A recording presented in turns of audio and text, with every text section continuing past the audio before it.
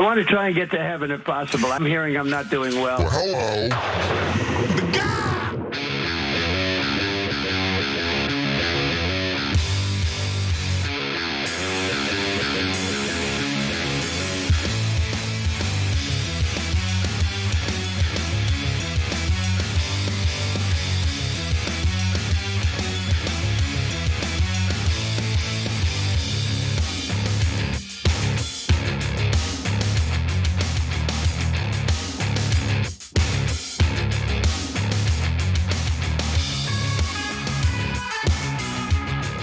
Hello, everyone, and welcome to the show. Cenk and Anna are off today, still the face of the network, but we're just minding the store.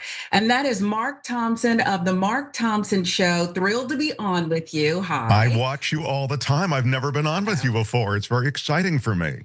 And you still said, okay, if she's doing it, I'll come on with her after watching all the time. I'm all over the place. It's that charming self-deprecation. That's one of the things I love about you.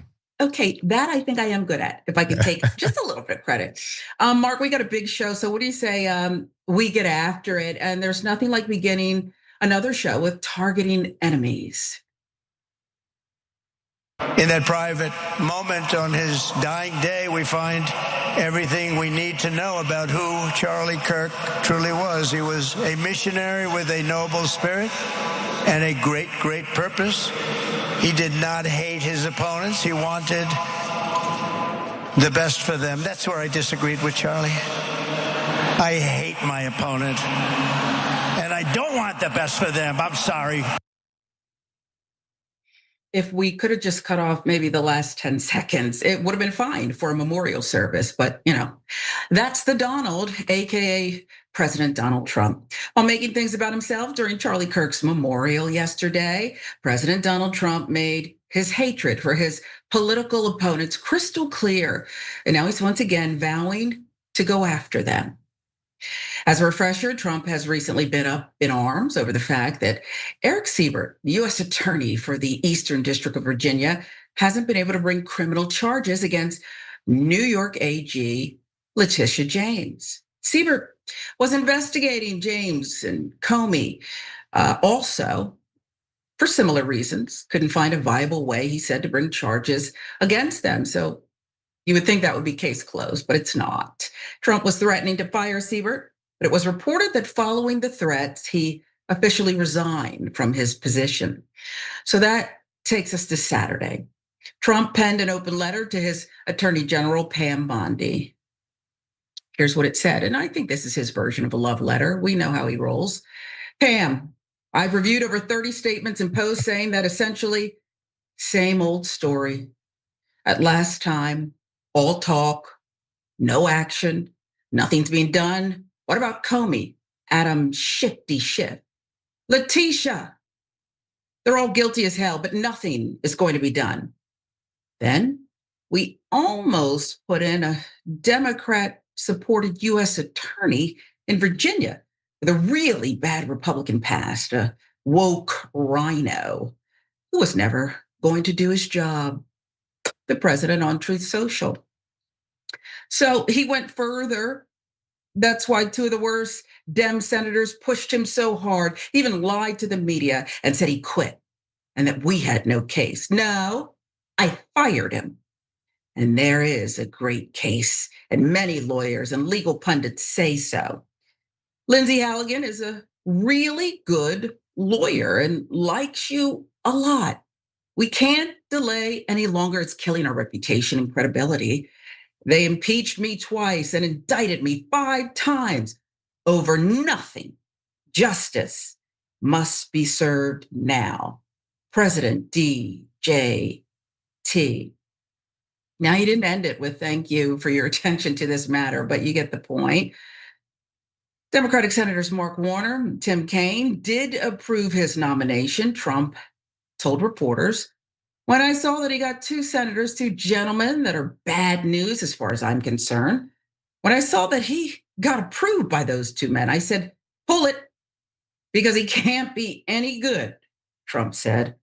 President did not mention that he nominated Siebert only after the 2 senators, Mark Warner and Tim Kaine, had already written Trump praising him. So why is the president directing his ire at Attorney General Pam Bondi? And why now? Well, Attorney General Pam Bondi and Todd Blanche, the Deputy Attorney General who runs the day-to-day operations of the Justice Department, had privately defended Siebert against officials, including William J. Pulte, the director of the Federal Housing Finance Agency, who had urged that he be fired and replaced with a prosecutor who would push the cases forward, according to a senior law enforcement official. Well, it seems Trump is not a fan of that attitude. No,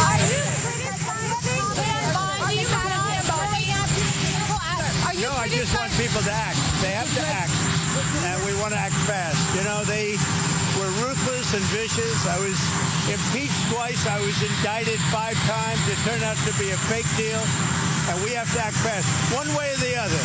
One way or the other. They're guilty, they're not guilty, we have to act fast. If they're not guilty, that's fine. If they are guilty or if they should be charged, they should be charged. And we have to do it now. President in formal attire, same rhetoric. Finally, some experience, right? Who's he going to nominate? Well, the top White House aide, Tiffany Halligan, to be Siebert's replacement to work with Bondi and figure out some way to charge Trump's political enemies. Halligan has been part of Trump's legal orbit for the last several years, including serving as one of his attorneys in the early days of the FBI's investigation into Trump's retention of classified documents at his Mar-a-Lago estate in Florida. She's more recently been enlisted in a White House effort to remove what the administration contends is improper ideology from Smithsonian properties. This is far reach it is from Trump, obviously, and even his most dedicated supporters like Senator Mark Wayne Mullen. They're struggling hard to defend him. Listen. He's asking his attorney general in a public way to go after his political enemies. Very open about it. You're okay with that? Well, I think what we know is President Trump is very open and transparent with the American people, and he speaks his mind.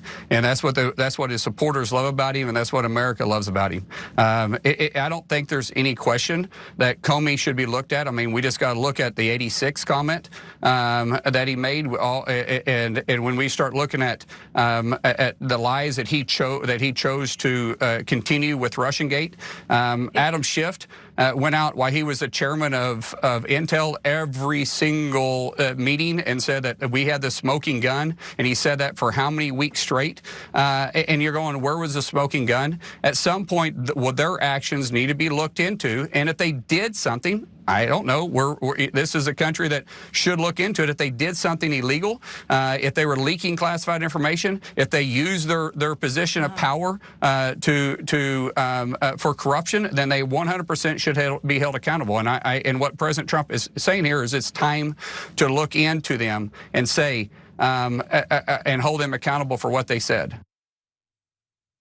Okay, so if you listen carefully, he's not prejudging anyone, not at all. He's just saying, look, let these investigations come forward. He called the president transparent. That's false. Speaking his mind, sure, beautiful mind, however you want to define it.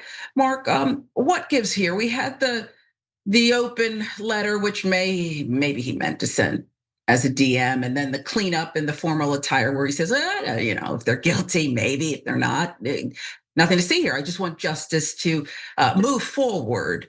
What do you make of all of this, and what do Pam and Todd do next?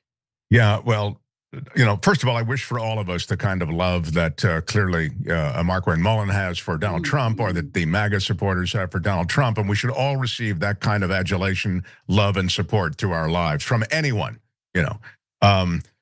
My other half I've been with for 11 years. She doesn't support me the way these MAGA people support Trump. My goodness. It's amazing. Congratulations. But there is a sense that they default to this. Well, he's right out front. And this might even happen in sort of a subliminal way for many. Somehow, if he is so out front about it, if he's so, posting and requesting quite openly, declaring people full of hate and maybe worthy of investigation, as he did with Jonathan Karl the other day at that gaggle in the United Kingdom, or as he has done on social media, that it must be okay, that it must not be illegal or unconstitutional, or even though it offends all of our sensibilities and our general sense of what legality in the Constitution is. So Bondi finds herself in a little bit of a tough spot because essentially those who she's dispatched this Trump work to, that is to say, find stuff on these people. I mean, it goes back to even the creative way they found maybe mortgage irregularities with the governor on the Fed board. They look for all of these different ways. I mean, this crew that's in power now of finding something that might be the beginnings of a government investigation. And remember, you know, a government investigation, and once you've been targeted by a government investigation, it can be an expensive undertaking to defend yourself, even if nothing comes of it.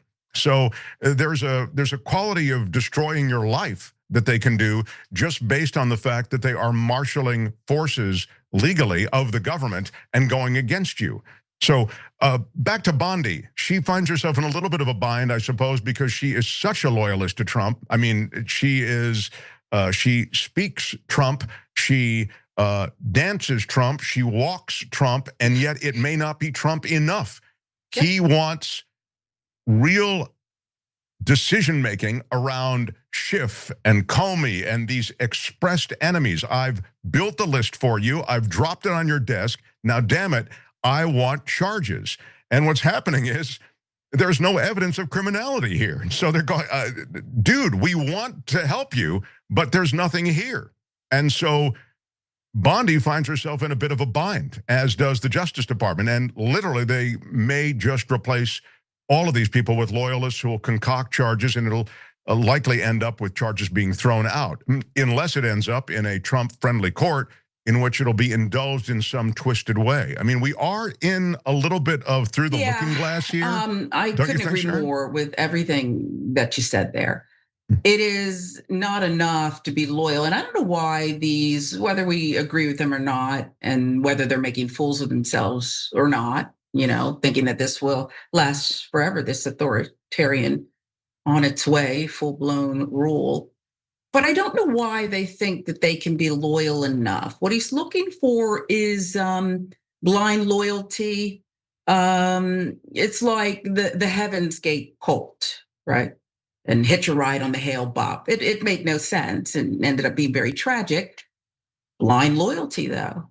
Folks followed it with blind loyalty, and they didn't question it. And that's really what he wants. He's giving orders, and sure, sometimes the order's this way and that way, and he's multitasking, but he wants you to just do what he told you to do, like Pence on January 6th. And if not, you are going to find yourself out of there, you know, by first nominating and then saying, oh, I don't want this guy. I mean, he's your guy. And haven't we seen that more often than not, Mark? But what I really want to ask you before we move on is, look, isn't it, and I don't want to prejudge these cases like Trump is seemingly doing, but I was always taught that if the feds want you, they can get you. The fact that a loyalist to Trump is saying, I mean, I looked at everything, I can't get her. Isn't that like proof, like, move on? There's nothing there. I don't think he's got a lot of move on in him, you know, Sharon. And so I think this is a jihad, and there's no convincing him otherwise. So as I say, if there's no evidence of criminality, those people who are there to do the work on behalf of Trump from the standpoint of prosecuting his enemies may have tough sledding. Now, but as you sort of said, they can concoct something or begin an investigation or announce an investigation, and maybe that will be enough to get things started. But the real moving on, I don't see it. Trump just, you know, has this like a dog with a bone. Yeah, unless it's Epstein. Unless it's Epstein, right? This next one, there's so many good people out there, parents desperate for a cure, an answer. Is there finally an answer to autism? Effective immediately, the FDA will be notifying physicians that the use of well, let's see how we say that, acetaminophen acetaminophen. Is that okay? Which is basically commonly known as Tylenol, during pregnancy can be associated with a very increased risk of autism. So taking Tylenol is not good. All right, I'll say it. It's not good. When someone writes something for you and you're a public speaker, you want them to write it in your voice. Don't use big words. I'm not making fun of anyone for mispronouncing things. I do it all the time. Mostly laziness. Trump, just go with Tylenol, not good. Today, the Trump administration officially claimed that taking Tylenol during pregnancy can lead to a higher risk of the child developing autism, despite serious concerns from medical professionals. Here's more of what Mr. Trump had to say with Dr. Oz and RFK Jr. standing by his side. Taking Tylenol is not good. All right, I'll say it. It's not good. For this reason, they are strongly recommending that women limit Tylenol use during pregnancy unless medically necessary. That's, for instance, in cases of extremely high fever, that you feel you can't tough it out, you can't do it. I guess there's that. It's a small number of cases, I think. And somehow, as he was getting into all that, I couldn't help but think about all the women out there whose partners make them sick. And I can think of one who's chosen to live in New York. New guidance has alarmed people in the medical community, many of whom say it's far too early to declare that there's a link between Tylenol and autism. Here's Dr. Scott Gottlieb, Trump's former FDA commissioner, explaining. Does Tylenol cause autism? Well, this has been extensively studied. There was a study in JAMA in 2024 with 2.48 million siblings, showed no correlation. There's been some small studies suggesting that there could be a correlation. Again, worthy of further study, but there is no clear evidence that it causes autism for women who take it during pregnancy. And if you look at utilization rates in pregnancy of Tylenol over the last 20 years, it's gone down. So there was about 70% utilization of Tylenol in pregnancy, any administration, so people who might have only used it a few times. Now it's about 60%, and over that time period, autism rates have gone up, not down. So it doesn't suggest there's a correlation. So there's another one of Trump's, former guys, his guy. So many medical organizations, including the Society of Obstetricians and Gynecologists of Canada, the American College of Obstetricians and Gynecologists, the Autism Science Foundation, they endorse the safety of using Tylenol during pregnancy, the Autism Science Foundation.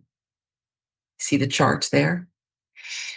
Over the weekend, even Trump seemed to acknowledge that his administration might be wrong about this. I don't want to wait any longer. We don't need anything more. And if it's wrong, it's right. It's not going to be wrong. But if it is wrong, it's fine that we have to do it. Because we're going to have an announcement on autism. Just push full steam ahead. No, it's not fine if you're wrong, because there are serious consequences to the federal government making declarations about people's health. Pregnant women already have very few options when it comes to pain relief. Putting out unsubstantiated information about the dangers of Tylenol is sure to impact many of those women, leave them with even fewer options for dealing with pain. And during today's press conference, Mr. Trump didn't stop at Tylenol. He also fear-mongered about vaccines to the point that even RFK Jr., this is rich, had to temper his claims. And by the way, I think I can say that there are certain groups of people that don't take vaccines and don't take any pills that have no autism. That have no autism. Does that tell you something? That's currently, is that a correct statement, by the way? There are some studies that suggest that, yeah, with the Amish, for example. The Amish, yeah, virtually. I heard none.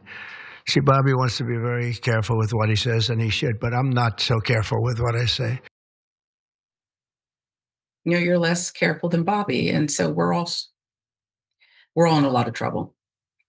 So that's an inaccurate claim. Autism is present within the Amish communities, albeit at lower rates. Mark, I don't know what to do with this. It was like mumbo jumbo. It was just like a fiesta of nonsense that he was spewing again and again, looking around. Is that right?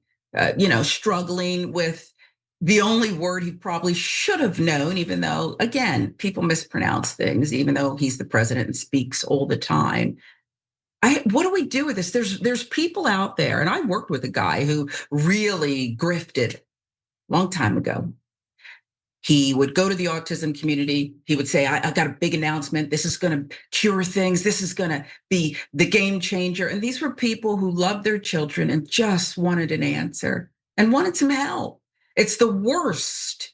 And I think that the consequences are very serious for people who would not know any better. Well, I'm glad you gave that example because I think it's sad. I think there's an exploitation associated with it. There's an exploitation, even if it's not a grift per se, it's an attention grift.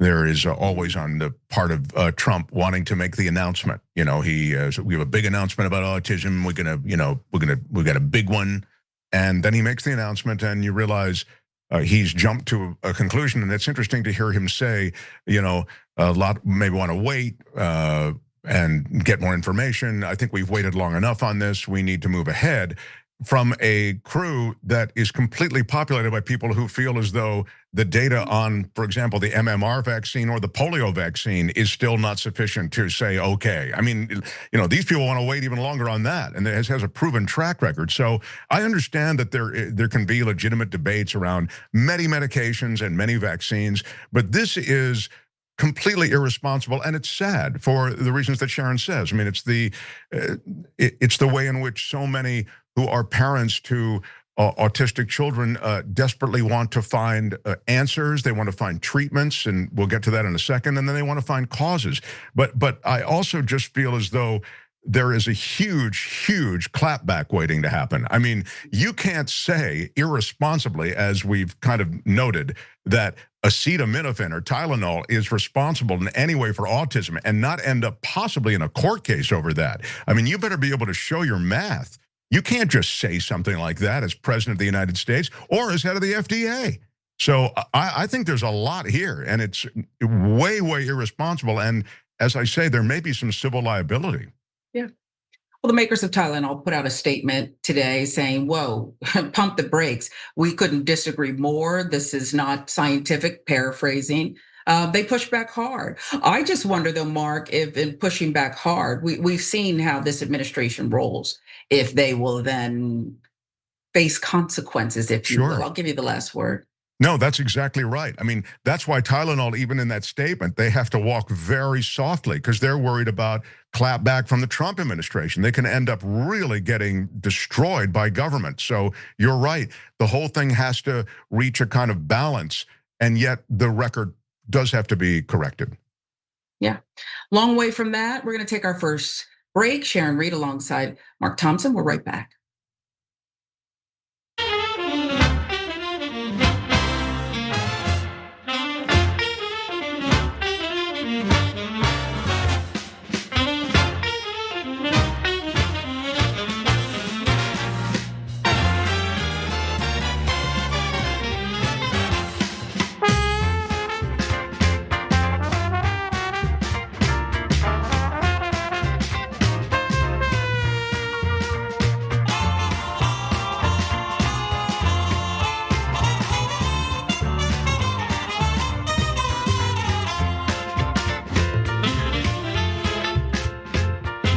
Welcome back to the show. Just looking at some of your comments. You never disappoint. TYT members, big ol' a-hole. Trump lacks emotional growth, a spoiled brat, and his followers lack the same growth. MAGA is a bunch of children in adult bodies. Tell us how you really feel. How dare you give me hope? Popping in to say hi, TYT fam, but I am finally taking an overdue break from the news. The last time I did this was over Christmas, New Year's. It's been downhill from there. I'm sure it will continue to get worse. Wow. But I need to step back, touch grass, spend time on my novel. See you in a couple weeks, hopefully. Well, we do hope you'll be back, but I think you're putting your time to good use. The grass, working on something that means obviously something to you. But anytime you're ready, we'll be here, and we'll miss you. Over 9,000 enter the Dragon. I'm not religious, but it was sad to see them claiming that someone with the values that Kirk espoused was a martyr for Christianity, reinforcing the enormous divide between Christians and followers of Christ. And depending on what you believe, there's a difference, folks.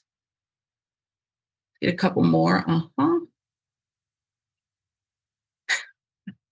I'm going back to over 9,000 enter the Dragon. I wish Bernie didn't break up the fight Mullen was trying to start with O'Brien. I don't mind a little action too. Art guy, one of the most annoying things about this era is Trump revealing his true corrupt self to his followers and them not noticing or not caring in spite of the gross hypocrisy. You know what, Mark? This is something that it's been talked about ad nauseum, but I just can't help it. I wanted to at first demonize or call everyone who fell for this crap, low IQ or something, which is not nice. But I know some of these people. Some of these people are friends. They've been colleagues in the past. I just don't get it. Is it more about, I don't want to say uncle because I was so deep into this MAGA thing, or is it, look, I'm looking at it more holistically, or is it that they just don't get it? It might be a little bit of all. I also think that there is a sense of ego when you have voted for someone and a set of policies, whatever you might perceive them to be. People are, loath to let go of them, so they end up sort of becoming staunchly defensive. I think that can happen a lot of the time, and so I also think that you're right. We follow this stuff way more closely than most. Yeah, that's something that Cenk has reminded me of in the past. I do think you're right. It's just that when it's staring you in the face, smacking you across the face, and then kicking you in the butt as you turn around, and putting maybe a Post-it note on your back saying, kick me again, and you're still wanting to just go there, I'll never get it. I'll never understand it. I want to shake people, break free, break free. Come break bread with me. I'll help you. It never works. Taking Tylenol is not good. Okay. Free speech.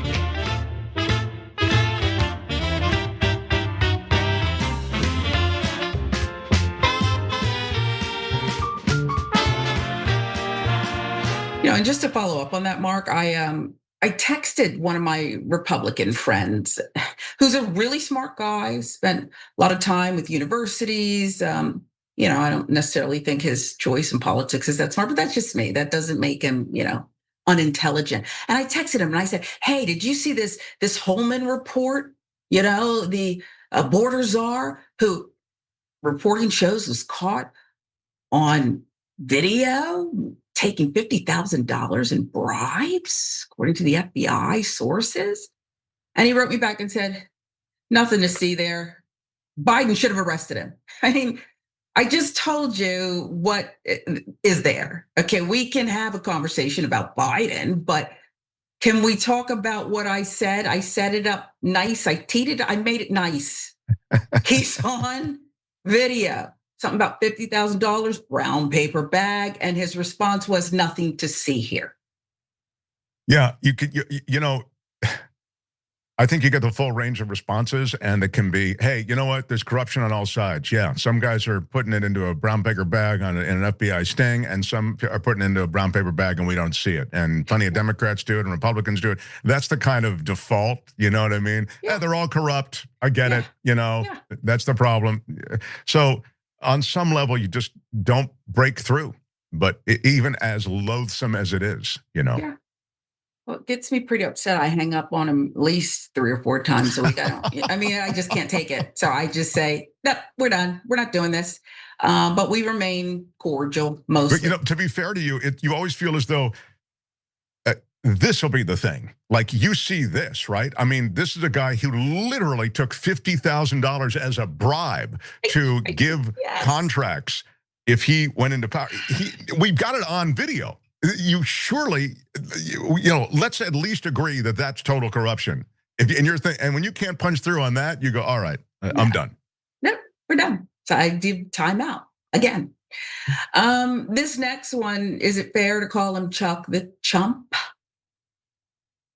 I hope and pray that Trump will sit down with us and negotiate a bipartisan bill. That's how it's always been done in the past. That's how shutdowns have been avoided in the past. And if he doesn't, I'm just confirming here, you will vote no. Is that correct? We are hoping, Dana, that he will negotiate with us. So it's fair. It's a fair title because he just said, we're hoping and praying that Trump will sit down with us the way that it's always been done. Although since he's come on the map politically, nothing's the way it used to be done. So we're facing yet another government shutdown with federal funding set to expire September 30th. But luckily, we have strong leaders like Chuck Schumer. Well, by the way, Sharon, he does have some cool new glasses that I think do, honestly, Did you notice maybe. those? I think, look, I don't want to say anything nice about Chuck Schumer because I'm kind of in the same camp, but they do give him a little bit of a sharper feel. Yeah. Okay. Sharper feel, but not necessarily a sharper sound. He's banking on hopes and prayers, bringing Donald Trump to the negotiating table. Last week, the Senate rejected both Republican and Democratic proposals to keep the government funded, at least temporarily, raising the likelihood of a potential shutdown. Democrats are demanding that funding legislation include an extension of the Affordable Care Act's enhanced tax credits, which are currently set to expire at the end of 2025. They also want a reversal of the Medicaid cuts included in Trump's so-called Big Beautiful Bill earlier this year. They have some leverage. Since any legislation will need 60 votes to pass, that means some Democrats would need to vote with Republicans to clear that threshold and keep the government funded. Schumer and Jeffries sent a strongly worded letter to Trump over the weekend in which they wrote, and before you put it up, I just quickly, do you think he read it? Do you think he read it, Mark? Of course not. Of course not. Of course not. This guy a letter. Yeah. Come on, stop. If you can't get, if they can't get on Fox News Channel, then he's not knowing about it. He doesn't, he didn't read it. It was probably not even delivered to him, okay? Here's what they wrote. We write to demand a meeting in connection with your decision to shut down the federal government because of the Republican desire to continue to gut the health care of the American people. Democrats are ready to work toward a bipartisan spending agreement that improves the lives of American families and addresses the Republican health care crisis. Well, this is not a letter written for Donald Trump. Stop it. They wrote it just for look at the MSNBC. verbiage. It's a letter written to be talked about on TYT and republished in the New York Times. Yeah, and I hope they didn't waste one of those forever stamps or a messenger. You can, through Uber Eats, I message things to my daughter at school. There's a different button. It's a package button. I hope they didn't waste $1 on this. Stop. But Republicans haven't signaled any willingness to negotiate. In an exchange with reporters on Saturday, Trump suggested that he was open to a meeting, but said nothing was likely to come from it. Listen. Will you meet with Democratic leaders to talk about how to avert a shutdown? Well, I will, but they don't care about crime. They want to keep men and women's sports. They want all this stuff. They don't change. They haven't learned from the biggest beating they've ever taken, just about. I'd love to meet with them, but I don't think it's going to have any impact. Hey guys, let's just cancel the meeting. Just cancel the meeting. Now there are fears that Schumer will once again buckle under the pressure like he did back in March, despite outrage from his own caucus. He bolstered those fears in this interview with CNN's Dana Bash, in which he repeatedly refused to say whether or not he would vote to prevent the shutdown.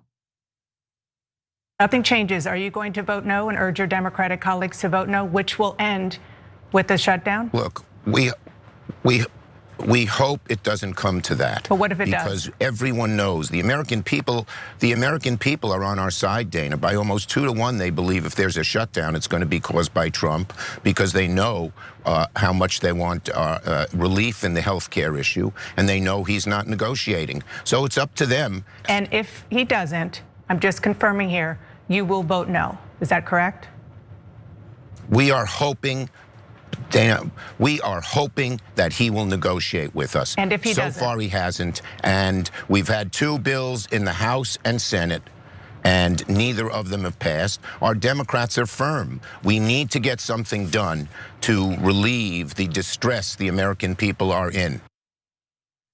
Now, see, I've gotten a better look at the glasses. You're absolutely right, Mark. And but again, she doesn't even comment on them. Shame on her. You know. Come on, he looks more like a leader, but he sounds like the same old guy. Yeah, the same old guy. Yeah. How confident are you that Schumer will be able to get any concessions out of Trump, like even one? I think there'll be maybe some superficial concessions, if there are any. I don't think he's confident of something that he said in there, and that is that, well, the American people, it's shown, are 2-1 blaming Trump if there is a shutdown. If he really thought that were true, I think there would be less aversion to a shutdown. I mean, I think Democrats are always about trying to keep the government open. Just in general, they just believe in government and the power of what government can do, the good that government can do, if you will. I mean, that's always sort of been a Democratic thing. And the GOP is sort of the overreach of government. I mean, again, those are sort of the broad strokes. And my point is simply, I think they want to keep it open. But if they really believe that the American people would cleanly rest blame at Trump's feet, I think they'd let it rip, man. I really do. And I think they're not sure about that because people aren't sure. I mean, nobody's sure. Nobody's sure, and their messaging has proven ineffective. I mean, it's just not been something that's been persuasive. Even when the American people see doom and gloom, they can't pay their bills, Jimmy Kimmel's off the air, this latest nonsense, the political rhetoric, people are dying. And yet you can't break through with a little bit of messaging that says, yeah, we're on your side. I'll give you the last word. Yeah, I think the frustrating thing for us looking in and for all of us watching what's going on is that it is sort of the same old dance. We have the same old political figures who seem to be ineffective, sort of tepid in their responses, hope and pray. I mean, he's always going to default to that verbiage, but that's just not the new America. The media landscape demands much, much stronger stuff, and you may have to lean in even harder. I mean, you can make an argument for shutting the government down if you're the Democrats, for letting it happen. I'd hate to see it because I think a lot of innocents are swept under in that. And then on some level, Trump can get away with a lot more with a government that's closed down than he can with a government that is powered up as it is with even sort of the minimal watchdogs in effect, if you want to think of it that way. It's a tough spot that Schumer finds himself in, but as usual, he's not rising to the occasion. Yeah, and it's a throwback. It's nothing new. I get why people are sick of the same old. They're like stuck in the 80s. Exactly. I literally was thinking it feels like a couple of decades ago. Yeah, that's exactly right. They're stuck. Do something different. Show me what you got. Instead, nothing. We have much more to come. More of your comments are coming right up.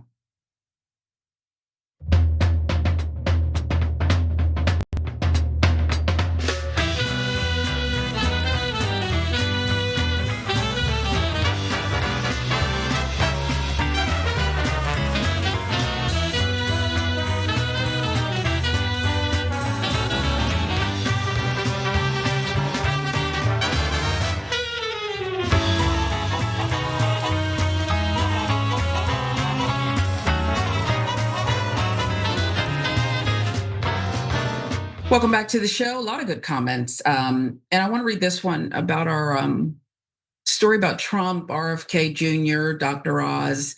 They finally figured out autism, except they haven't. Ashura Izumi says, being someone with ADHD and autism, I don't see it as a disease. I like being able to think differently, being able to see the world different than the rest of everyone else. Yes, it can be overwhelming sometimes and need to decompress, but that's because we see and think faster than everyone else. And look, I think that's an important point too, because this thing where so many people are affected on the spectrum somewhere by autism, ADHD, that it must be cured, that there's nothing worthy there. And a lot of people I find take offense to that. Not that we shouldn't study it, not that we shouldn't figure out why we're getting certain outcomes in a certain number of births, but this is an important point to remember. It's interesting too that I know many people who are on that neurodivergent scale, and they're incredible and they're very upfront. That's what I think has changed. Sort of like people are much more forward about the fact that I'm neurodivergent, et cetera. And it is a blessing in many ways, or it's a quirky thing that works for them. But to be fair, as you've said, Sharon, there's a spectrum, and there are those who are profoundly autistic, and that is a terribly difficult situation for parents, for them, et cetera. And so I think it's to that community that really a lot of the attention is paid. Yeah, I think that's very true. Good point. Good point. The dragon that never trusts the corrupt. To be an American hero, you have to be a white supremacist in this bizarro timeline. And that's another thing, Mark, because we covered the heinous public murder of Charlie Kirk last week, and I happened to be on that day with Cenk. I don't know any decent person who would celebrate that, but I do feel like in watching all the coverage and the response to it, not from the far right, but from everyone, I want us to just be able to tell the truth, right? And I know this was eons ago at this point to where we are, social media and everything else, but when Nixon died, we could tell the truth. He was an American president. He redeemed himself later in life, traveling the world, foreign diplomacy. He really loved his country, and he did a dirty thing that will forever have to be talked about as it relates to history. And it does feel like all the rules are out the window. A certain segment of the population that may just look like me and how we may feel, never mind that. Always be civil, which I do agree with that part. It's the lack of truth. And sometimes that comes in the form of not necessarily saying everything. And I'm not talking about being nasty. I've left you with very little time.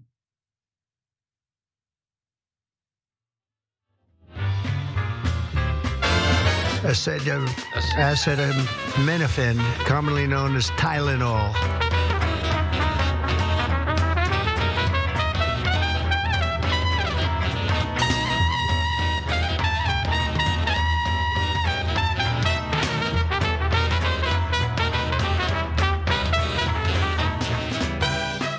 Sorry about that, Mark. I just want to quickly get your thoughts as we were ending the social break there, and I left you with no time. I just feel like I just want the truth in America, like everywhere. Isn't the truth enough? Well, obviously the truth is being twisted on the Charlie Kirk thing. Here's the thing that bounces out of me, especially watching a lot of the comments and a lot of these speeches during his memorial service, which was a rally and a memorial service and a lot of things. And I get it because, Turning Point is a huge organization, and they were so, I think they delivered more in the way of support to Trump than the Joe Rogan manosphere did even, Absolutely. And they will continue to with GOP causes. But the idea somehow that Charlie Kirk's death was celebrated in any way, or I didn't see any of that. I mean, we all decried the political violence and Charlie Kirk's death, and it was a horror, and we all said it, and every single lib outpost that you could possibly identify said the same thing. I don't know any of them, not one, that celebrated the assassination of Charlie Kirk. So to hear that constantly referred to, and Trump talked about it and how they could celebrate the murder of this man. I mean, I'm thinking they celebrated who? Who celebrated? Nobody. But people go, yeah, that is awful. That's one of the big lies that I felt is really obscuring an awful lot, and only in reality feeding the flames of of not only discontent, but a real battle between the right and the left. I mean, again, the forum of ideas has no chance, as you say, if we're not even going to agree on some basic facts. And so I thought that was a real perversion that I was offended by it, since I am on the left, and it was this horror show what happened to Charlie Kirk. It's awful. Political violence is a terrible, terrible thing. See that? And I heard that over and over again. Jimmy Kimmel, before they yanked him off the air, I know he's coming back apparently Tuesday, tomorrow. Before any of that happened, on his personal social media, he's posting about how horrific this is, thoughts, love to the Kirk family. You want to fight with somebody, so no matter what, you're going to fight. And that's kind of what it boils down to. Let's get to this next one, Dem drama. You were, of course, on the short list to be Vice President Harris's running mate. I want to read a little bit about what she writes about you. She writes that in your meeting, you seemed more focused on defining your role than helping her, that you even asked about artwork for the residents. And she worried that you would, quote, be unable to settle for a role as number 2. Is that an accurate account? I mean, look, I haven't read her book. The only thing I was focused on was working my tail off to deny Donald Trump a second term. Art. He was more interested in the art. The governor of Pennsylvania. Former Vice President Kamala Harris took some shots at members of her own party in her upcoming book, 107 Days. Just heard what she wrote about Pennsylvania Governor Josh Shapiro. She also ticked off Pete Buttigieg and Gavin Newsom. More on them later, but first, let's tune into a different interview with Governor Shapiro. Stephen A. Smith also asked him about Harris's book. And Shapiro had a warning for the former vice president. There's an excerpt in there where she says, quote, it's Joe and Jill's decision. We all said that like a mantra, as if we'd all been hypnotized. Was it grace or was it recklessness? In retrospect, I think it was recklessness. The stakes were simply too high. This wasn't a choice that should have been left to an individual's ego, an individual's ambition. It should have been more than a personal decision. We hear something like that. The question some folks will want me to ask you is she right? My question would be, why didn't you say that before? Right. I haven't read the former vice president's book, and she's going to have to answer to how she was in the room and yet never said anything publicly. Can you react to that quickly, Mark, before we get into Pete Buttigieg? Well, I mean, 2 things. First of all, the whole thing is sort of what Democrats love to do to each other, which is just, and maybe in this case, a failed presidential campaign. It's even more to that pastime, which is just run each other down. So she has a meeting with Josh Shapiro. He seems like, pretty close to the perfect date, and I get it. He might have been asking about the art. And to be fair, don't you want to know what the art's going to be in your residence? No, but I just do think that you're beginning to. Great. I'll take her at her word that she felt he was not enough into supporting her. I think the reality of Kamala Harris is she was a flawed candidate in so many ways. Sadly for America, I am downcast as I say that, because I think she had a lot of things about her that are superficial that Americans are really not ready for. I think maybe being a woman is one of them. It so sucks. I mean, this country is so effed up with that, But in any case, writing this book and kind of raking these people over the coals for likely things that they had really any difference, it was around the margins. I just think it's again, it falls into kind of that category of what Democrats like to do, which is, it's the purity test. No one is quite the perfect date for me. Yeah, and I'm going to take her at her word too. But when you look at who she's taking a little jab at, these are all perhaps they could be the leading candidates. You got Gavin Newsom, Shapiro, and now Pete Buttigieg. Harris also wrote about him in her book. Harris states that Buttigieg would have been her first choice for running mate, but here's why she didn't pick him.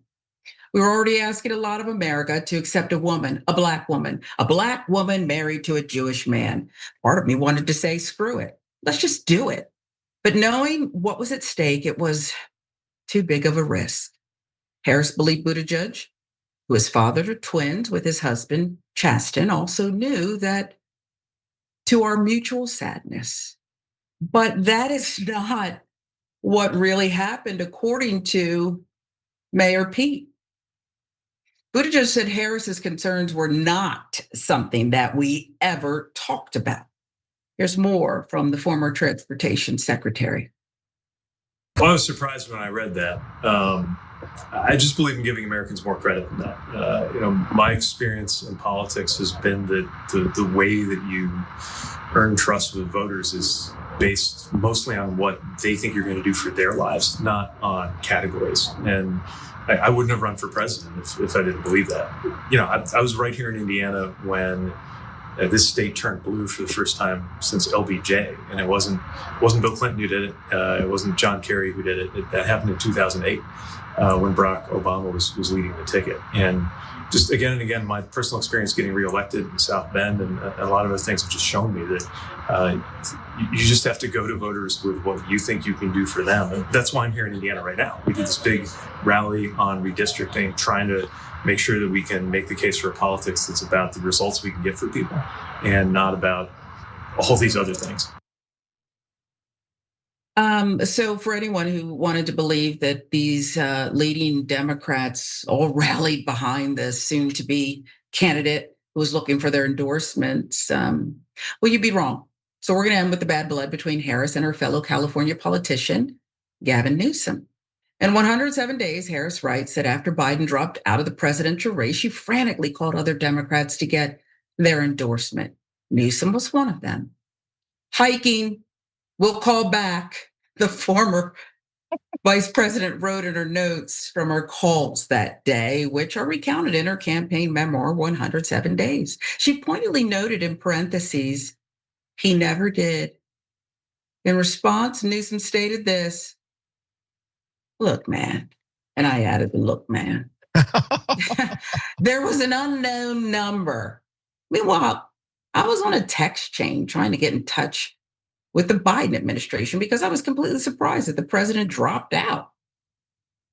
That exact same moment, I was working with my team to draft a statement. Newsom said, I assume that's in the book as well. Harris did not mention Newsom's endorsement in the book. So the governor do you believe the governor with the perfect hair hikes? Maybe. I mean, it's beautiful. He was hiking, unreachable. We'll call back. But why is she doing this? Why do you think that she's doing this and singling out these three? Well, first of all, Newsom wanted to be president himself, and he would want to fill the void if Biden were falling out. I mean, that arithmetic is easy. Secondly, on the Buttigieg stuff, I just want to quickly say, he's so good. He almost convinces me that what I know to be the case, which is that they would have filleted a gay man on the ticket. Look what they did to the trans community. They made a big thing out of it. They're still making it. They're still doing it. They're making political hay out of the trans community. It's crazy, these cultural wedge issues. But Buttigieg is so smart, so good that he almost convinces me just in that small soundbite that that's not the case, that this, when he says he has faith in the American people, I don't. I've seen the American people. I mean, I have faith in some of them, but I know that there are a whole ton of them that go on these superficial, crazy notions that they have, and they react and recoil from stuff that shouldn't bother them at all. But anyway, now to your point, the question, which is, hey, why is she doing this? Is this to clean up a reputation? Maybe. Is it to set up another political run? Maybe. What do you think, Sharon? I mean, it's an odd thing that she is taking out like the major pins in the bowling alley, in this run of hers. If I can't have it, nobody can. Look, there's so many other things that we kind of learned afterwards, after the fact. Was Obama really? And he does seem like he's early with Gavin. They weren't for her, and I'll use Obama again. The reporting is that he didn't believe that she could pull it off. So I don't know, but I just think whatever her reasoning is, there needed to be more strategy. And I do think, and it makes me very angry, that this allegation that it was damn near weekend at Bernie's towards the last year there, and you're standing there talking about loyalty to a president. Damn it, you be loyal to me and the American people. And I know that's easier said than done. I've never run. By the way, I've never been vetted as a vice presidential candidate. So I don't know, but I just don't like the way this is smelling to me. It smells a little sour. It's past its expiration date. Oh, the whole thing has a total cover your A feel to it. I mean, the idea somehow on the question that you raised, which is, why didn't you say something? Why didn't you do something? That's a legit question that she's still dealing with, and it's never really going to go away. And so, yeah, I think she's just trying to clean up her rep any way she can, and it's a pretty ugly business. I think the whole thing just smells bad. Yeah, I do too. We got another one for you. I alluded to this earlier. Homan corruption. So what's going on here? The man who would lead Trump's mass deportation plans, his handpicked border czar, Tom Homan, under federal criminal investigation. And then the case was suddenly shut down after Trump won back the presidency. Homan is still in place, of course, today. He's facing new scrutiny, though, after a report by MSNBC exposed never-before-reported DOJ documents detailing allegations of corruption involving undercover FBI agents, private money, and political intervention. The case dates back to the summer of 2024. Homan, then a private consultant, was allegedly paid $50,000 in cash by undercover FBI agents who were posing as business execs. The probe was launched after a subject in a separate investigation claimed Homan was soliciting payments in exchange for awarding contracts should Trump win the election. I mean, this is mafioso-like in some of the details, not saying he's part of organized crime. Federal prosecutors and FBI agents believe they had a strong criminal case against Homan for conspiracy to commit bribery based on the recording of him accepting the cash and his promise to assist with contracts. Quid pro quo is what I believe they would call it. But according to multiple sources and internal DOJ memos after President Trump took office in January 2025, Trump White House intervened. The Justice Department appointee called the case a, quote, deep state probe, and the investigation was shut down. The public never knew till now. What about the FBI Director Kash Patel, Deputy Attorney General Todd Blanche? Well, they released a statement saying that the investigation had been closed after finding, quote, no credible evidence of any criminal wrongdoing. At a press conference today, Caroline Leavitt got very testy when a reporter asked her, she could be so nasty. Listen to Ms. Leavitt when a reporter asked about these confrontations. Did the president ask the Justice Department to close the case, and does Homan have to return the $50,000? Well, Mr. Homan never took the $50,000 that you're referring to, so you should get your facts straight, number one. Number two, this was another example of the weaponization of the Biden Department of Justice against one of President Trump's strongest and most vocal supporters in the midst of a presidential campaign. You had FBI agents going undercover to try and entrap one of the president's top allies and supporters, someone who they knew very well would be taking a government position months later. Mr. Homan did absolutely nothing wrong. The White House and the president stand by Tom Homan 100%. Jesus, eat a Snickers. She learned from the best. So today, Tom Homan remains, of course, Trump's immigration enforcement point person, the border czar, central figure in the GOP's plan for mass deportations. And if you think right-wing media cares, here's what Megyn Kelly posted on X. We do not care. Don't bother at real Tom Homan. He's a national treasure. We do not care. Kelly defended her statement in a subsequent post saying she doesn't trust the FBI or DOJ and adding, we only care about defeating you. Listen, what Caroline Leavitt said, in fairness, Mark, some of that could be true, okay? But did he take the money or not? And what happened? And who decides what credible evidence is? And sure, can be partially opinion based on experience in law enforcement, but what went down here? I mean, I don't know how anything that she said could even be partially true. You tell me how, you can entrap Homan, who was already reported by another person. This is the reason the investigation was going on, because he had solicited bribes from somebody else. And so the FBI got involved and they said, hey, can you get us this maybe contracting work? Here's $50,000. They gave it to him in I think it's a kava bag. If you've eaten a kava or whatever, it's in that one of those bags. And they start, when she says there is no $50,000 and you better get your facts straight, and he doesn't have $50,000 to give back to anybody.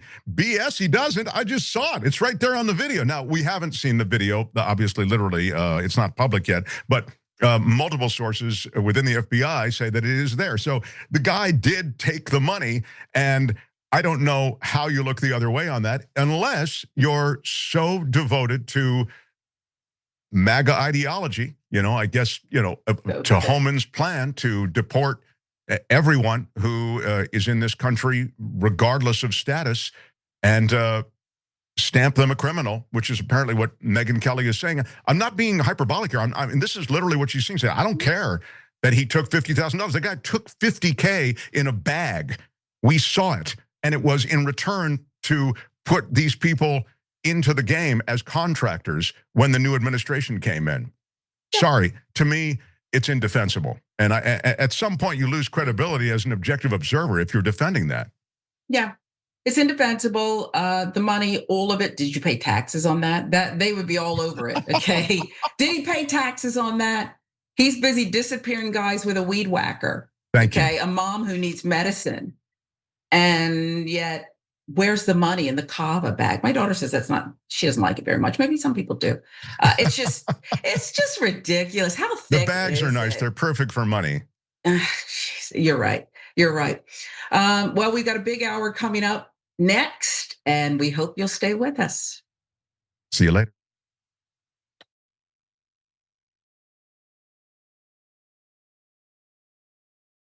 Damn it, they failed us. And if you're not angry about that, Michael, and any of you out there, then you're damn wrong, because you should be angry.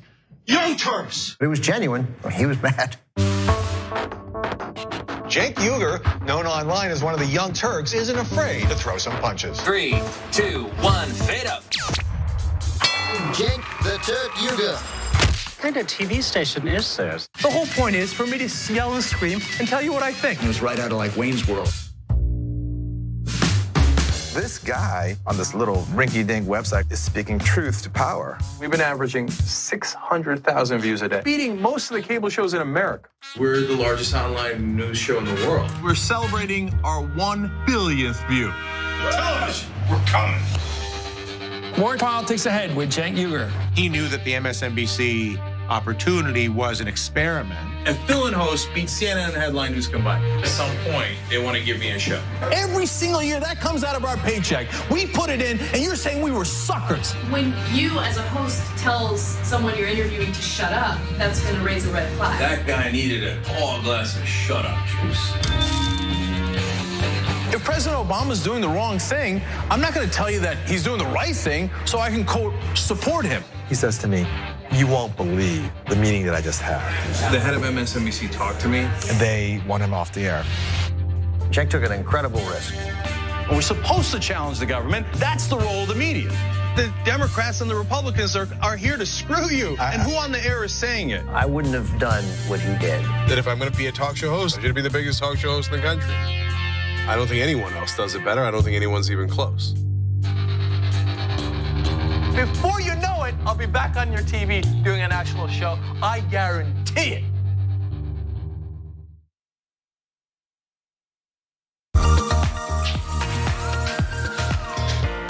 Magic. It's showtime. And say 45 minutes. I'm hosting today. Now, I know what you're thinking, Jerry, your face is already perfect, but you know what? I still need to apply some makeup. I went through this process, right, a few years ago, when I realized that I was gonna have to wear makeup on the show. I had to go through, like, finding out what my undertones were. You guys know what those are? I got my MAC Cosmetics. It says SPF 15 foundation, broad spectrum. But apparently what I have is red undertones, and I think pores are not supposed to be seen. I need all these things to be confirmed for me. These sponge things don't work for me. You gotta use your hands. This idea. That's how the magic really happens. So we're gonna go through a tutorial. how to make the magic happen from beautiful to beautifuler. Let's go. I've already been moisturized. That's the first thing. But moisturization already happened. We go raw. All hands. Pick up. Couple streaks. This is the guy way of putting on makeup. We got dots.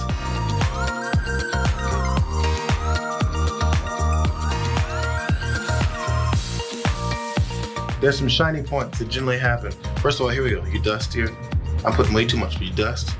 Oh, get the excess off. You don't want chunky powder.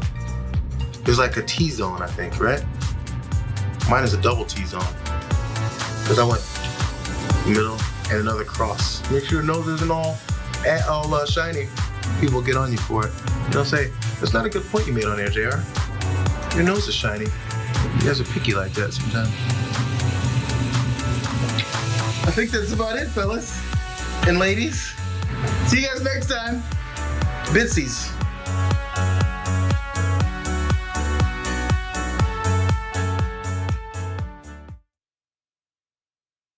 Well, stand your butt up then. You stand your butt up. Is there anything, Senator, that we did not see on camera? Yeah, the fear in his eyes when I stood up. Yeah.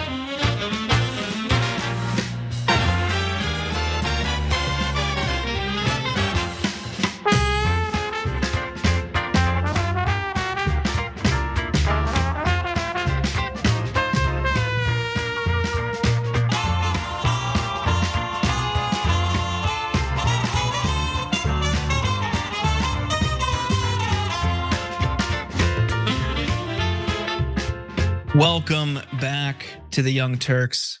I'm Jordan Ewell, and I'm joined by the lovely Brett Ehrlich. Brett Ehrlich, aspiring comedian and TYT fixture. Brett, how are you? Someday, when I move to Austin, I'll be a real comedian, and I'll have all these great fans that are there watching me be edgy. But in the meantime, I'll make videos on Rebel HQ about comedians who did that. You'll see one this weekend, and that's basically my beat these days. How are you doing, Jordan? I'm okay. I'm doing well. I'm happy to be here with you. Happy to deliver the news, and we've got quite the lineup for you tonight, starting with this. And to those trying to incite violence against us, those trying to foment hatred against us, what do you have? You have nothing. You are nothing. You are wickedness, you are jealousy, you are envy, you are hatred. These ICE raids have really ramped up beginning in early June. And part of the reason why is because Stephen Miller specifically told ICE, listen, you guys are not meeting the numbers that we want. So we want you to go for the low-hanging fruit. We want you to go to Home Depot parking lots. We want to increase our numbers. That was Stephen Miller speaking at Charlie Kirk's memorial service, chastising Democrats for being wicked and evil. And that's from the same man who has told ICE to target as many immigrants as possible to boost Trump's deportation numbers. Something that you could imagine Christ himself would teach. But we have more on Miller's hypocrisy in just a moment. But first, here's more of his speech from that memorial service. Take a look. Our lineage and our legacy hails back to Athens, to Rome, to Philadelphia, to Monticello. Our ancestors built the cities. They produced the art and architecture. They built the industry. Erica stands on the shoulders of thousands of years of warriors, of women who raised up families, raised up city, raised up industry, raised up civilization. You are wickedness, you are jealousy, you are envy, you are hatred. You are nothing. You can build nothing. You can produce nothing. You can create nothing. We are the ones who build. We are the ones who create. We are the ones who lift up humanity. Now, Miller would like you to believe that Democrats are evil and Republicans are virtuous. But let's remind ourselves of some of the hateful and wicked statements that were made by conservatives. Take a look. I don't know if you call them people. In some cases, they're not people, in my opinion. These are animals, okay? Why do we want these people from, quote, all these whole countries here. The only end of the conflict is complete and total surrender by those who support Muslim terror. In World War II, we did not negotiate a surrender with the Nazis. We did not negotiate a surrender with the Japanese. We nuked the Japanese twice in order to get unconditional surrender. That needs to be the same here. We will root out the communists, Marxists, fascists, and the radical left thugs that live like vermin within the confines of our country. New sheriff in town, I have to tell you, one of my favorite things to watch on YouTube these days are the court hearings where illegals are in court and ICE shows up to drag them out of court. She gets out and she starts asking me all sorts of ridiculous questions. And, you know, you could see there was blood coming out of her eyes, blood coming out of her wherever. In that elevator, we were joined by Ilhan Omar. Well,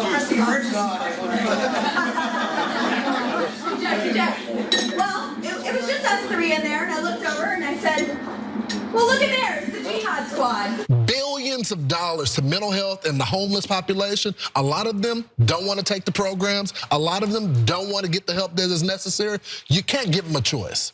Either you take the resources that we're going to give you, or you decide that you're going to be locked up in jail. That's the way it has to be now. Or involuntary lethal injection or something. Just kill them. Jeez.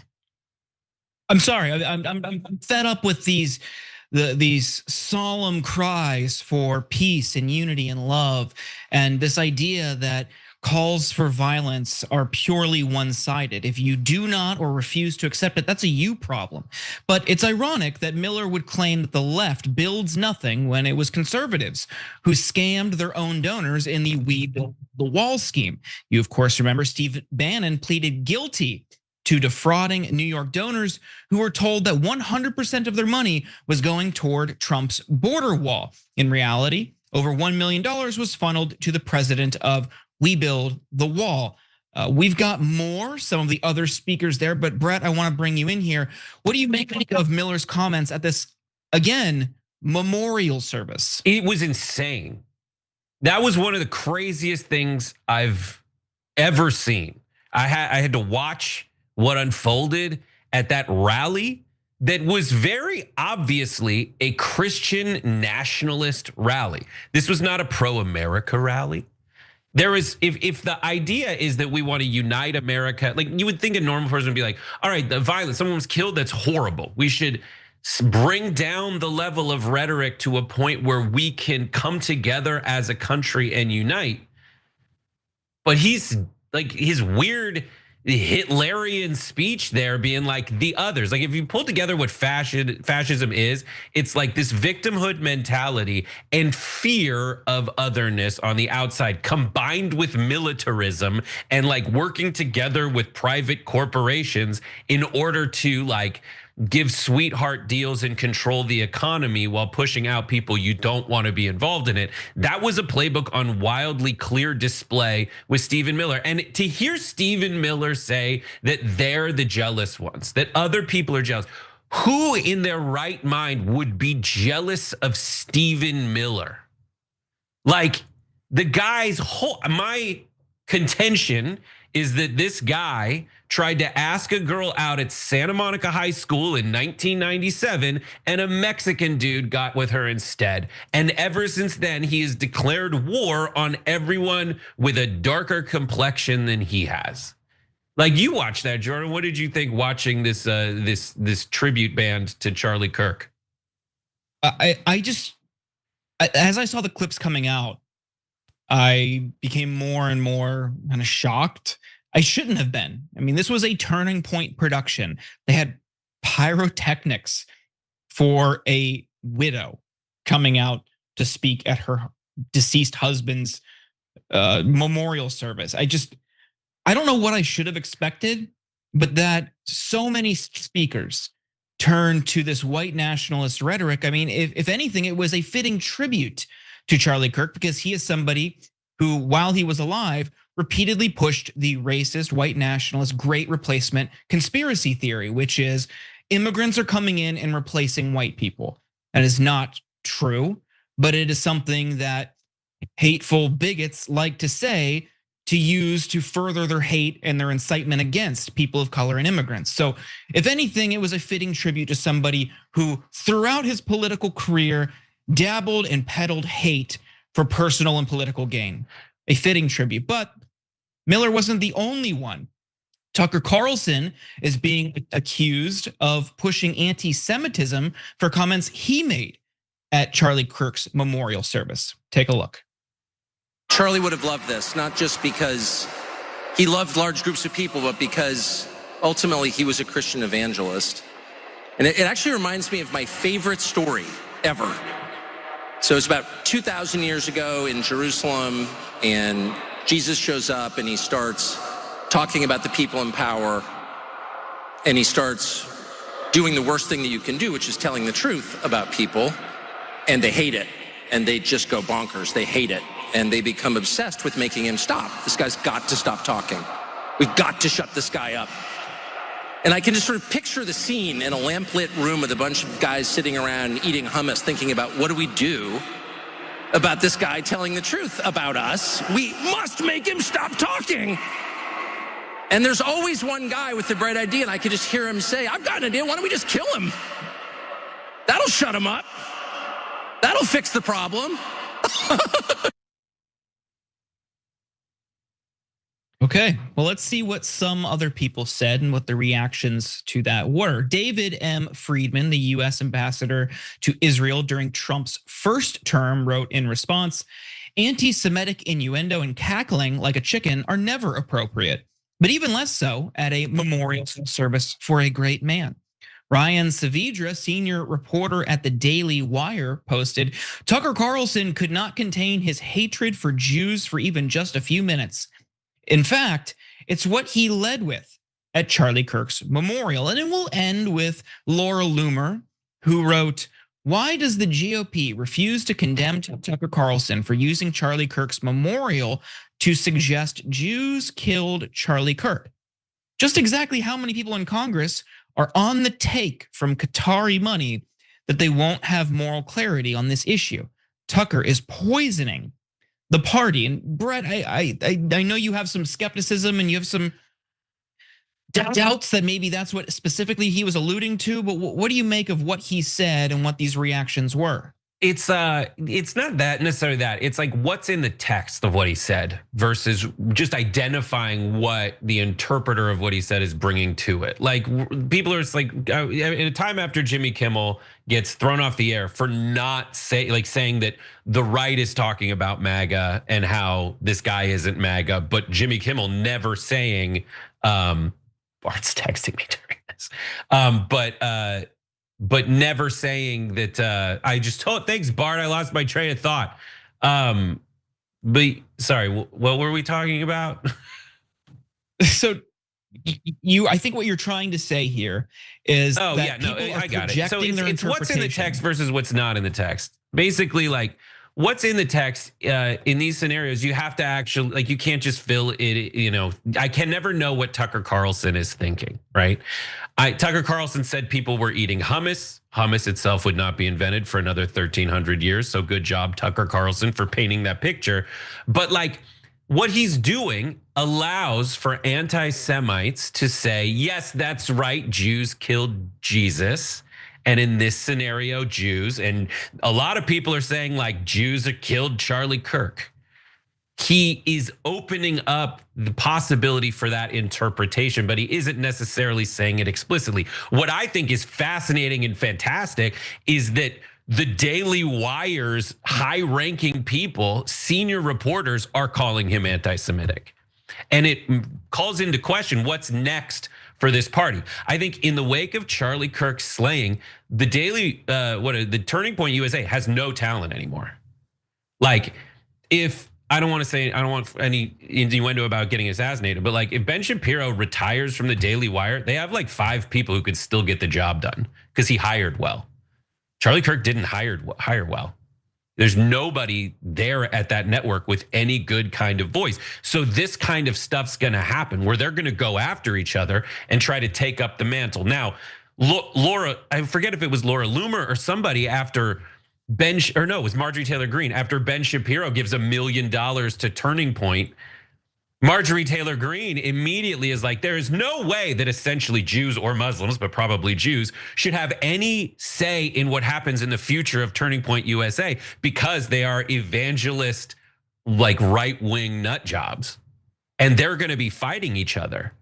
And I'm fascinated by this being at play. Like, I don't even need to say what Tucker Carlson's intentions were. They probably were anti-Semitic because he's terrible. But knowing Tucker Carlson, he's probably just saying it just so that the people who are anti-Semitic can be anti-Semitic. And he has enough cover to say, I was just talking about what people eat in the Middle East. Everybody eats hummus there, even though it wouldn't be invented for another 1,300 years. Yeah, well, I will say there is one person in that orbit. I don't know if he's still there, but he was for a while, and that is Benny Johnson. I don't know what relationship he still has, but I think he is maybe seeing an avenue for him. He's had a strong relationship with that organization in the past. And Ken Klippenstein and I were talking last week, some of the clout chasing off of this has been grotesque. And I even saw shared around today, a Turning Point staffer posted on Instagram a statement about how disgusted they were that a lot of these people were seeing this memorial service as an opportunity to get selfies with prominent right-wing figures. And it reminded me of this book that Mark Leibovich wrote in 2013, I think. It's called This Town. And he was so disgusted by the media and political scene in Washington that he wrote this tell-all about all of these people, the media figures and politicians partying together. And the opening chapter, the very first thing he wrote about, which prompted him to write this book, was a prominent media figure whose name's escaped me, used to host Meet the Press. And at his funeral, he was so disgusted by people swapping business cards and trying to book each other on different shows and politicians trying to get hits on different shows in the upcoming days. That's what prompted him. And it's the same here. You have a prominent death, people see an opportunity for themselves, and that's how they're spending this time. And for Miller, it's pushing his white nationalism. For Tucker, it's pushing his white nationalism and potentially his anti-Semitism. And for the many of the attendees, it's how do I boost my profile? How do I make connections? Again, I go back to, this was a memorial service. Are you really upset about this? It's just so bizarre to me. It's really bizarre behavior. And like, I go back and forth on what's Christian and what's not Christian, because like there are gospels, like in the wake of Charlie Kirk's assassination, a lot of people are just changing who he was. They are rewriting what this dude was about. And I think he should not have been killed.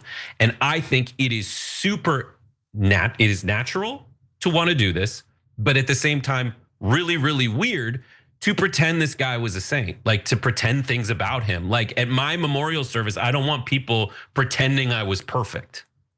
But like that is part of Christianity. Like there's gospels that got written out that are about Jesus killing a kid because he potentially just bumped into him.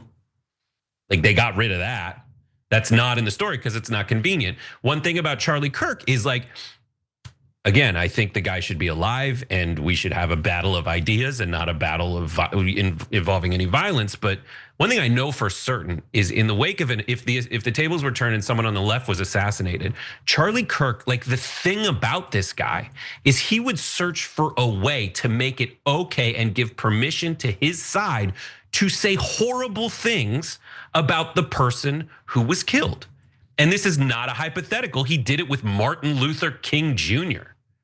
Like he advocated for rewriting what we all think about Martin Luther King. And not to mention George Floyd, he's a scumbag. Like this is like, you are disrespecting the memory of somebody who died if you are or was killed, if you are changing the narrative about it. You don't have to say all bad things about them. You can hold off on saying the bad things, but they are lying about who this guy was. And when people like Stephen Miller go out there and be like, they are doing this. When Tucker Carlson is saying, oh, there's a group of people in Jerusalem deciding together to kill Jesus. Like there is no narrative out there. There is no CSI level indication that this guy was in a room with anybody. It was just a dude. So they're saying a bunch of they're doing this and they're doing that. It was a guy who shot Charlie Kirk he acted alone, so to speak.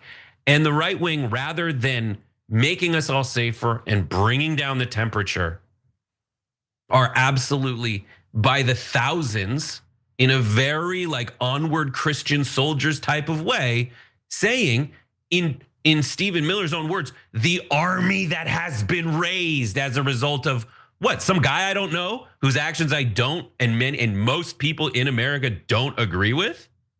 Like, that's insane. And that's the last thing I'll say is, like, I don't think Charlie Kirk ever really spoke from the heart. I don't think he did. He was always doing something. And that's what, when you're looking at political discourse, you got to ask yourself, is this person being genuine or are they doing something? Like Bernie Sanders, genuine. Ron Paul, genuine. Like, they're just listening and they're like, for better or for worse, agree with it or not. They're the same person everywhere. Charlie Kirk came on this show and was a completely different person to who he was the next show he did with his buddies. Why? Because he's doing something. He's trying to get us to be like, oh, he's not so bad. Like, hopefully no one thought that afterwards. But like, they're doing something rhetorical. Tucker Carlson's always doing something. And we know that because behind the scenes, we always get another leaked text message where like, I don't believe a lick of what I just said. Sorry, that's a lot. My final two things. You mentioned George Floyd, and just to show how he operated. Shortly after his death, the coroner's report found that it was asphyxiation. He posted that the coroner actually said that it was drug overdose. They then issued a correction on his personal Facebook page or his branded Facebook page saying, oh, actually we were wrong. That's not true. Then over the course of the next few years, repeatedly on these college campus tours during debates, would lie again and say that the coroner never found that and that it was drug overdose and that he was a scumbag. And that's the most important thing you need to know about George Floyd. So even when presented with evidence disproving his initial claim, he would still go out and lie about how this guy died. That's one thing. But then my final point is, look, we could say it's gaudy, we could say it's crass, but at my funeral, you say you don't want people to pretend like you're perfect. At my funeral, I do want pyrotechnics.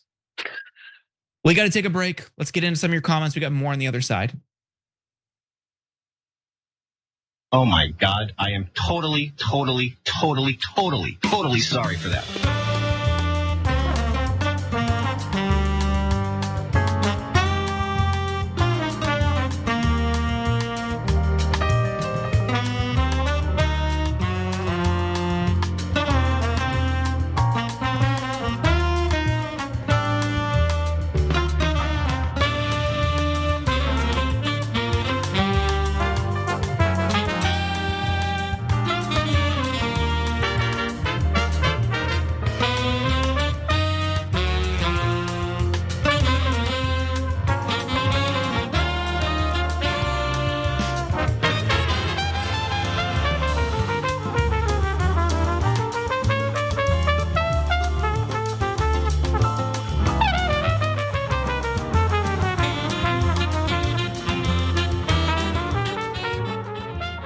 Let's get into some of your comments, starting over on tyt.com, the members section.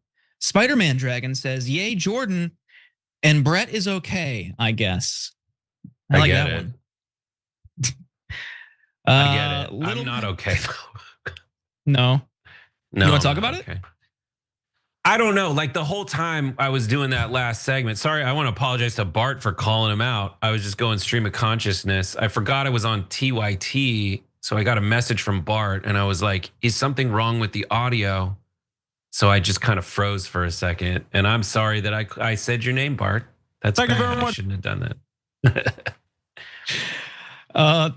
Jeremy Dad Joke Dragon says, I hate how they're using Charlie's death like this. I don't even think that he would want it. And I think Charlie would want a lot of bad stuff. I don't know. He would have absolutely wanted this. That's the thing, is like he was a bad guy.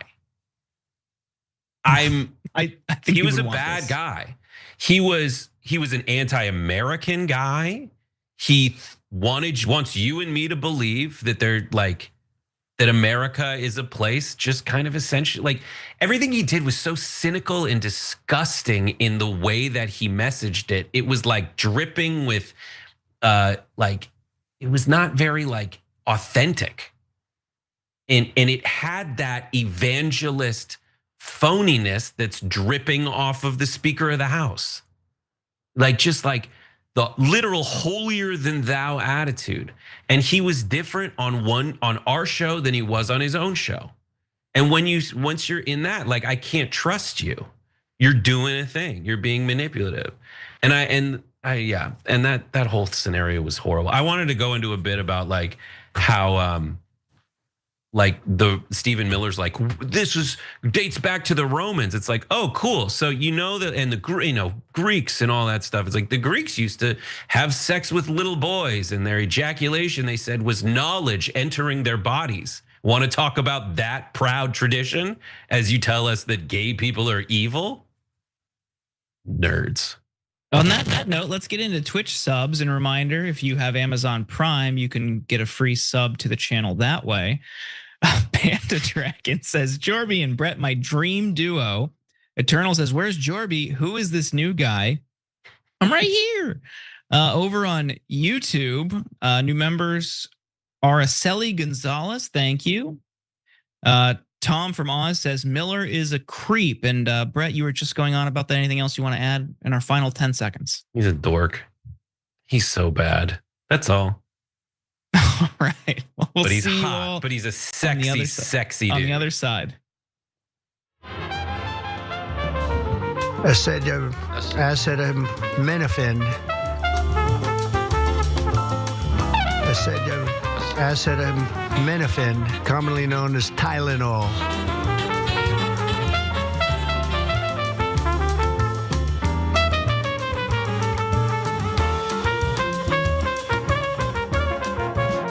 Welcome back to the Young Turks. I'm Jordan Yule, joined by the gorgeous Brett Ehrlich. Oh, Brett, how are you? I'm doing all right. I'm shocked that Bart hasn't found the part, and he should add it back to back, the acetaminophen line with Chevy Chase in Christmas Vacation saying, "Where's the Tylenol?" I think that would be really good. That's just a suggestion. Give him time. Give him time. All right, let's get into our next story. Today, Disney announced that Jimmy Kimmel Live will be returning to the airwaves tomorrow. And according to an anonymous source who spoke to CNBC, Kimmel will be addressing his suspension on his show. In a statement, Disney explained, last Wednesday, we made the decision to suspend production on the show to avoid further inflaming a tense situation at an emotional moment for our country. It is a decision we made because we felt some of the comments were ill-timed and thus insensitive. We have spent the last days having thoughtful conversations with Jimmy, and after those conversations, we reached the decision to return the show on Tuesday. Now, as of producing the story, representatives for Nexstar and Sinclair did not respond to requests for comment. Before ABC suspended Kimmel's show altogether, Nexstar and Sinclair stated they would not let their ABC-affiliated stations air Kimmel's show. Time will tell if they still want to do so. But Brett, this is kind of a quickly moving suspension and reinstatement. It does seem like public pressure and also like celeb and talent pressure pulling out of events. The open letter released earlier today, it seems like that may have had some impact on Disney's decision. What do you think? I will disclose that I am a contributor at ABC News specials, so you can deny everything I say, whether if you don't like it, that's great. But yeah, I think that in these scenarios, at least they said we're suspending him as opposed to what Fox used to do all the time. It's like Tucker's going on vacation. What a crazy turn of events that his time would be so perfect that after he alienated everybody, now he's going on vacation. I think that in the wake of the decision to get him suspended, in my personal opinion and read on it, is that they wanted to suspend him for financial reasons. And that's the reason a lot of this stuff happens, is financial reasons. They didn't want to, and usually in the past, you would get suspended or something would happen. You'd have some kind of negative consequence from the network because you lost a sponsor. And that sponsor represents, let's say, $1 million. In this scenario, I think the reason that ABC took him off the air probably, and we'll maybe learn more tomorrow on his show, that will be have huge ratings, giant ratings, is that it was an existential threat to ABC network at all. There's a great consolidation of affiliates. So the way that it works is you got network, right? And that's like people in Los Angeles who have a bunch of studios in Burbank, and they pay to make the content all over the world, but that's ABC, right? And then they beam the signal to a bunch of local stations. Those are the affiliates. And these these companies, largely conservative companies, they are the ones who are in charge of broadcasting that to anyone. And they seemed to be the ones who themselves did not want Kimmel out there. And they were essentially colluding in what I would say is a very scary fascist way with a censorious government to get rid of dissent. And that's bad, bad, bad, bad, bad. But the way it's worse than it ever had been before was that they were threatening for ABC to go away, not for Kimmel to lose $1 million, but for ABC to disappear because they would all pull out. There's only like 3 companies that own all of them. 2 of them are trying to merge, or one's trying to buy another one. So it's really, really terrible. I hate the direction that everything was going in, but I think them about facing is healthy, is good. But the thing where they get rid of him because the president and his cronies are threatening, like essentially you want to say free speech, you want to say like the right to be a comedian, like that is horrible. And I'm glad that it's reversed. It shouldn't have happened in the first place. And we saw over the past few days an intense debate with people, in my opinion, taking surprising sides over the FCC's involvement and role in this. Let's get into some of those reactions, starting with this. So this seems like a big attack on free speech. And yeah, I think we've been pretty staunchly in favor of free speech. And it is funny to watch right-wing people just become left-wing people. Because I said something about how you're a snowflake if you think you should be. If you agree with this, that's some snowflake. And somebody was like, you clearly don't even know what the First Amendment means. And that's exactly what left-wing people used to tell me. Now, I'll admit, I'm a free speech guy. I'm not going to advocate that people lose their jobs over naughty comments. However, when they come to me and say, I thought you were for free speech, I am. But you're not, so I'm going to hold you to the standard that you asked for. Congratulations, this is the world you've made. You made me do this. You made me be anti-free speech. Look what you did. But commentators in the independent media landscape are split on the suspension of Jimmy Kimmel Live. Some, like Akash Singh of Flagrant, are concerned about a crackdown on free speech. Others, like Tim Pool, who you just saw, are downplaying the severity of Kimmel's suspension. And let's start with the personalities who are speaking out against the FCC. Comedian Tim Dillon wrote, FCC commissioner threatening to revoke broadcasting licenses has a chilling effect on free speech. AG threatening to go after hate speech is a bad sign. When someone has a weapon, everyone will use it. He added, I am against Kimmel being taken off air and against people being shot for their opinions. See how easy that is? Andrew Schultz, host of Flagrant, had a similar message. Right? Cancel culture is wrong. Unless you cancel the shows of our political opponents, then we'll celebrate it. Left, fascism is wrong. Unless you kill our political opponents, then we'll celebrate it. The vast majority of Americans that I speak to are repulsed by this behavior, yet there's almost no representation of this sentiment in media, independent or mainstream. How is that possible? Other commentators are downplaying the situation. My personal favorite and go-to for political insight, Dave Portnoy of Barstool Sports, chimed in on X stating, with Kimmel getting canned, I'm seeing lots of people talking about the hypocrisy of cancel culture. To me, cancel culture is when people go out of their way to dig up old tweets, videos, etc., looking for dirt on somebody they don't like in an effort to get them fired. But when a person says something that a ton of people find offensive, rude, dumb in real time, and then that person is punished for it, that's not cancel culture. That is consequences for your actions. Interesting take. We'll get to Brett's thoughts in a second. But first, here's Tom Ellsworth and Vinny Oshana, what they had to say on the PBD podcast. Take a look. Everybody runs to First Amendment and all that. This isn't First Amendment. This is an employee gone haywire, and you've got advertisers and other people. So let's put it into our perspective, Pat. You have a company, you're selling things. The customers are upset with the salesperson. The customers are upset with one of your employees. You know what you do? You say, go, wait a minute, let's look into this. And an employee might get fired or put on the bench for a few minutes. Gina Carano, Roseanne Barr, Megyn Kelly, even Jason Megyn Kelly fired for making comments about Halloween costumes. About Halloween. So I don't want to hear anybody talking about free speech, because free speech is free. You can say whatever you want, but there's consequences. And my question to you is, if somebody had valuetainment, okay, you are free speech absolutist. If Rob started going out there and just bashing Charlie family, I hope he does. Good for him. And falsely, Jimmy Kimmel, falsely claiming that this freaking Tyler guy was a MAGA guy. You have every right under the law to fire him. So that's what media figures had to say about Kimmel's suspension, but how do conservative voters feel about the issue? Here's Harry Enton with the numbers. Take a look.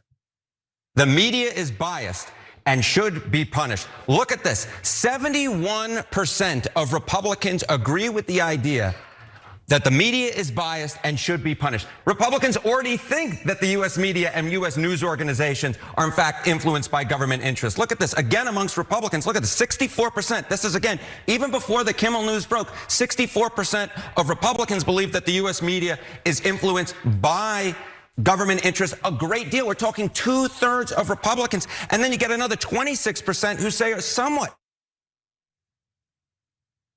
I mean, before we get into it, how could you even possibly think that right now when Barry Weiss is taking over CBS, right-wing mega donors are taking over TikTok, Fox is the most watched cable news network, MSNBC is dying, and the Washington Post implemented a mandatory conservative viewpoint on the opinion page.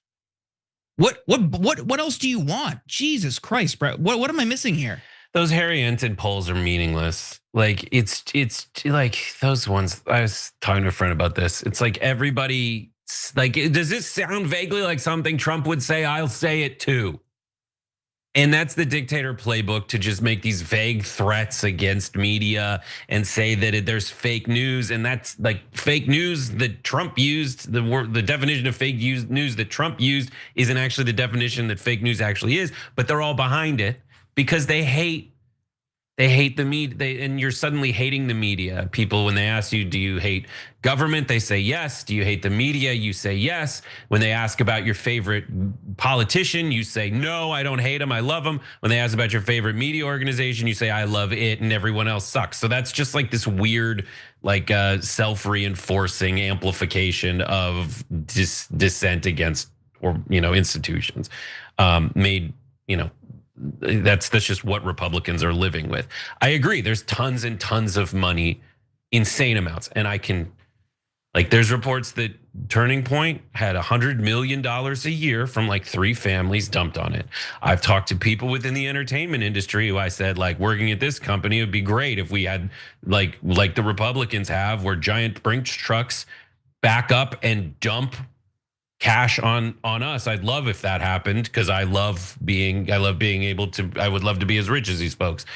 And the person who does these deals was like, I have been part of those deals. Yes, that does happen. And there are giant amounts of money just dumped on these folks. I've talked to people who are like, during a previous iteration of internet like news funding, when the platforms themselves were doing that, they had a really hard time finding moderate right-wing voices, but they had a mandate that they needed to give some of this funding equally to different voices. And so they ended up giving Charlie Kirk and Ben Shapiro millions and millions of dollars from the platforms, because there was no center right. They took psychos and normalized them as center right. The right wing owns the affiliates.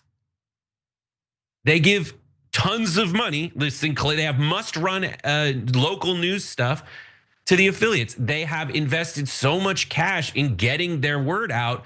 And then worse, Donald Trump, like listen to what Vinny said. Vinny, who I've said multiple times, is I'm surprised he can draw breath with how bad he is at like brain stuff. Like he gets very upset. I fear for his health.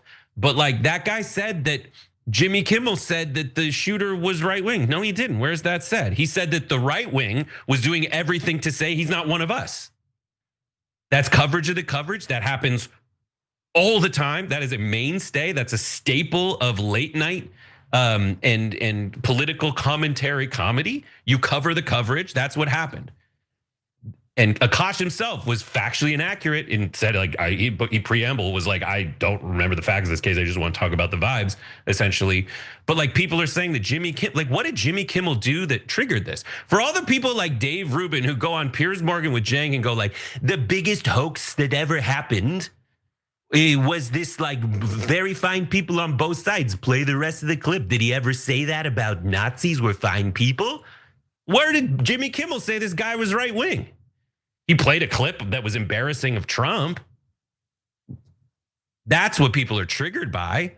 Oh, my audience is offended. He would be so insensitive. What did he say? Nothing. He didn't say anything. That's manufactured dissent. They are manufacturing dissent out of thin air. And when this happens, it's ridiculous. Like the Tim Dillons of the world, the Andrew Schultzes with his flagrant stuff, like he asked questions like, how is this possible? Like that's one of those rhetorical questions that actually has an answer. And like, if you watch TYT for long enough, you'll understand how that happens. Like we outline it very clearly, but I don't know. What are your thoughts, Jordan, on all of this? I mean, I guess I'm surprised that Disney flip-flopped so quickly. I've been surprised by some of the reactions. Not surprised by some of the dumbest people out there just defending it because they think this is just simple as consequences for speech. Like you said, that's not explicitly what he said. He was pointing out something that did happen. The right was saying this isn't our guy, and that seems to be the case. All he did was mention that. And then he said, and in between the finger pointing, there was grieving, which again, that's true. That's a true statement. But there was a collective refusal by a lot of these people to acknowledge Brandon Carr, the head of the FCC, saying you can do this the easy way or the hard way, to try to use leverage over ABC to get Kimmel off air. The next day, Trump tweeted out he wanted Jimmy Fallon next. I mean, they weren't trying to hide their motives here.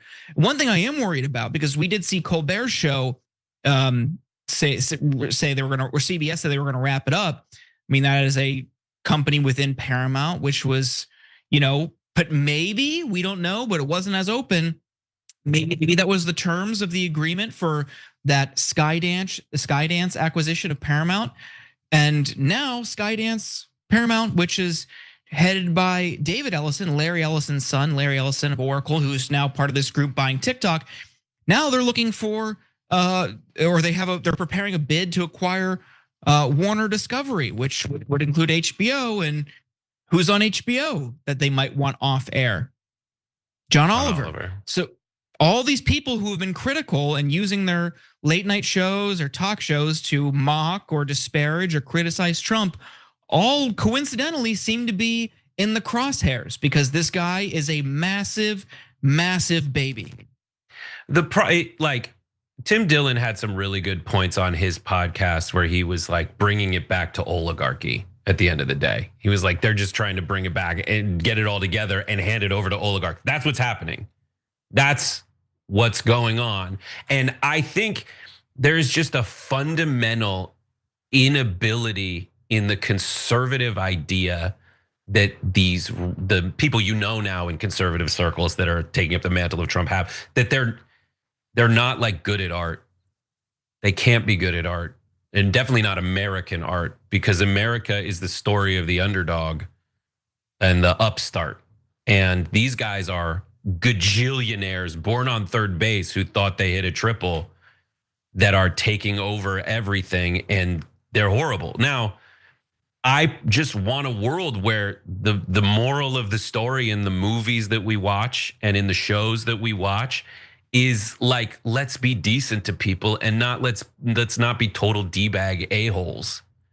but like every vibe I get from all the people taking over these companies is that like they want to be the worst you can be to everybody. And I hate the direction that art is going into. I already hated it when it was like least common denominator blockbuster formulas, but at least the formula was like nice guy finishes first, like, you know, Superman win, Lex Luthor lose, but these guys are all Lex Luthor. Yeah, well, we'll keep an eye on some of those other developments. I think it's a good point, though. This is just a consolidation of all of these media entities and properties and controlling what people see, think, hear in a handful of a few multi-billionaire families. And that's worrying, and everyone should care about it. But we've got more. We got to take a break. Stick around. I said Menafin. Hallelujah! Where's the Tylenol?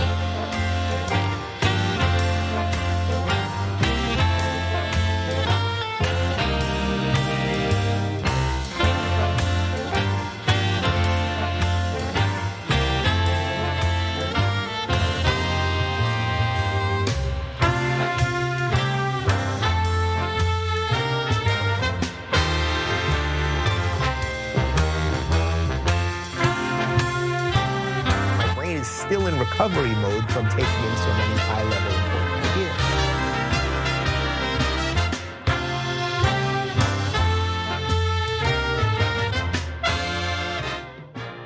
Let's get into some more of your comments. Eclectic Miscellaneous says, fun fact, the B in ABC stands for Brett. Is that true? Can you confirm or deny? I can confirm that that is the case. It is me. I'm the problem. It's me.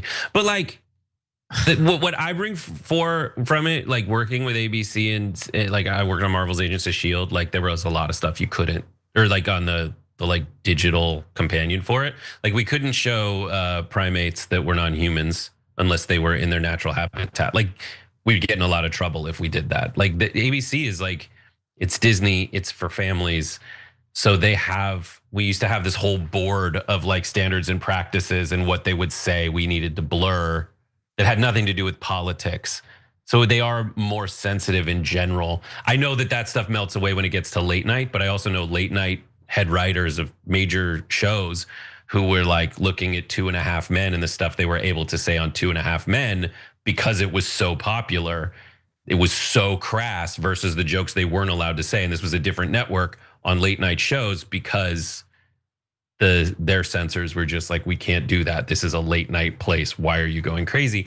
And then it is I agree that it's a little odd to have your network late night show be political. Like it's strange just from a business perspective to choose that kind of audience. It's more indicative that kind of to kind of do that with your show. It's brave if you're the producers of it from a business perspective. And I hope people can be like you know what I believe. I'm just like taking that hat off and going to business perspective. Like I get why you would.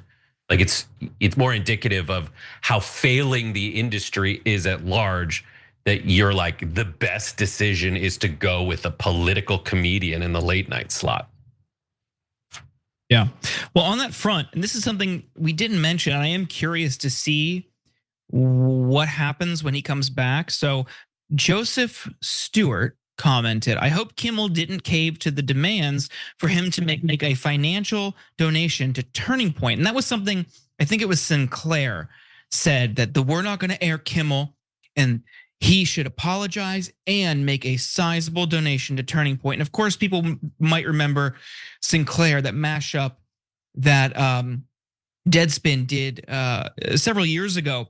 This line by line, verbatim, multi-box, all the local affiliates saying the exact same thing about how they value authenticity and impartiality in the news. But Sinclair is openly a right-wing media company, and they push right-wing narratives on local network affiliates. And I thought it was crazy for them to say in their statement that they want Jimmy Kimmel to give a donation. We will see.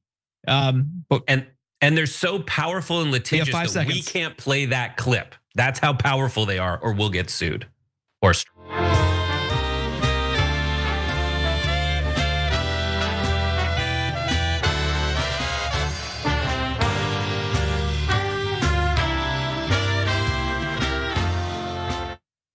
Welcome back to the Young Turks. We've got a few minutes left before we wrap, but let's get into one last story.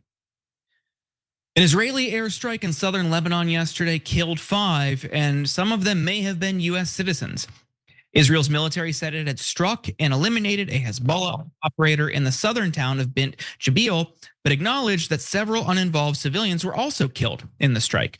Lebanese state-run NNA News reported that a drone had fired 2 missiles at a motorcycle and a Mercedes car. In the car, the father and his children were killed. The motorcyclist, the apparent target of the strike, was also killed.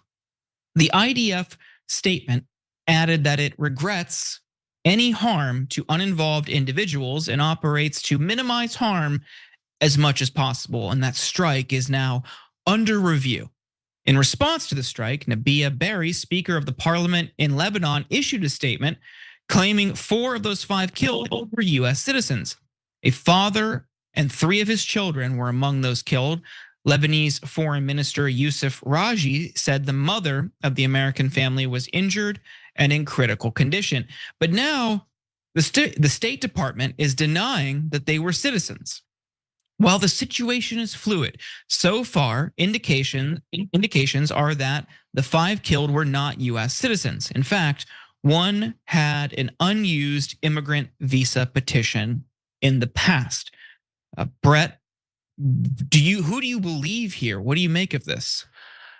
I am tired of hearing that civilians were killed in operations. And there's so many that have died, and that is bad. I know that I just have to make it a policy in the wake of this kind of stuff to refrain from diving in and saying like, oh, without a doubt, here is what exactly happened in this scenario. I know that over more than a year in the wake of this, it's harder for like folks who kill a lot of civilians to be like, but we're the good guys.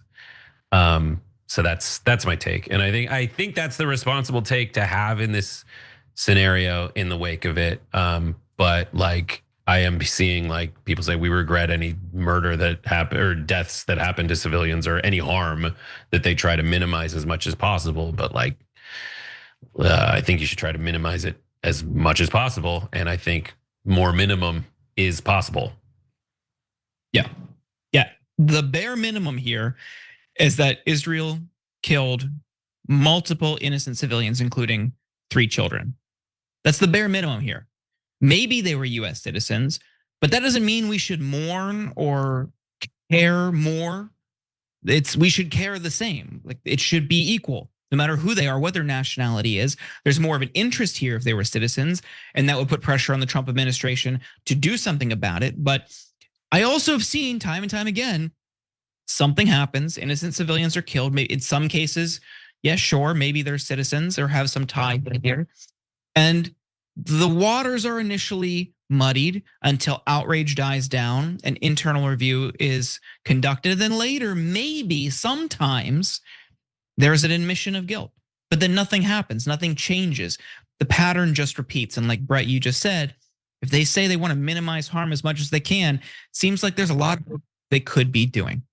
We are almost out of time. We've got a few more interesting stories in the bonus episode, so stick around for that.